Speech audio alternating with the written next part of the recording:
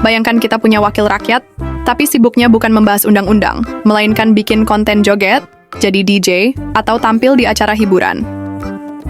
Pertanyaannya, sebenarnya mereka ini wakil rakyat, atau masih mau jadi artis?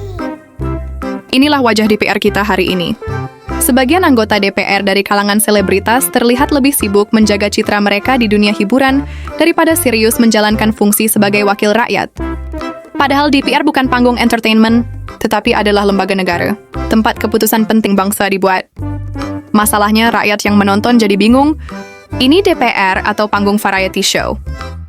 Di saat banyak orang sedang berjuang karena harga kebutuhan naik, di saat rakyat menjerit karena krisis, justru ada anggota DPR yang tampil seolah-olah semua baik-baik saja, dengan konten joget dan senyum lebar.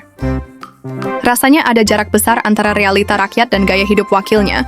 Ada yang beralasan, saya dari dulu artis, ya wajar dong tetap berkarya.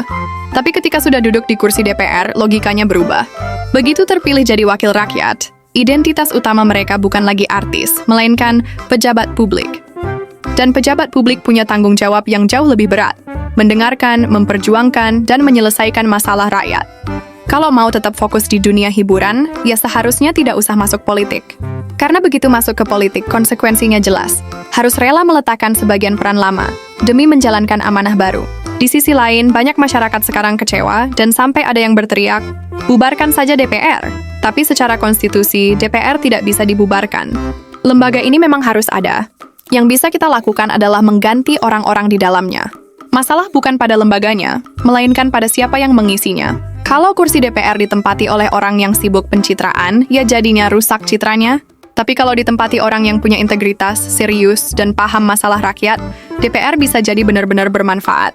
Kuncinya ada di pilihan rakyat sendiri. Kita harus berhenti memilih hanya berdasarkan popularitas atau jumlah follower. Popularitas tidak sama dengan kompetensi. Kita butuh DPR yang diisi orang-orang yang paham tugas, berani memperjuangkan kepentingan rakyat, dan punya empati terhadap penderitaan masyarakat. Bayangkan kalau DPR benar-benar diisi oleh orang-orang yang serius. Tidak ada lagi drama artis di ruang sidang, tidak ada lagi joget di tengah krisis. Yang ada adalah kerja nyata, diskusi serius, dan kebijakan yang membela rakyat. Karena kalau DPR berubah jadi panggung hiburan, penderitaan rakyat hanya akan jadi bahan tontonan. Dan itu adalah pengkhianatan terbesar terhadap demokrasi kita. Jadi pertanyaannya kembali ke kita semua. Maukah kita lebih kritis dalam memilih wakil rakyat? Karena kualitas DPR tidak lain adalah cerminan dari kualitas pilihan rakyatnya.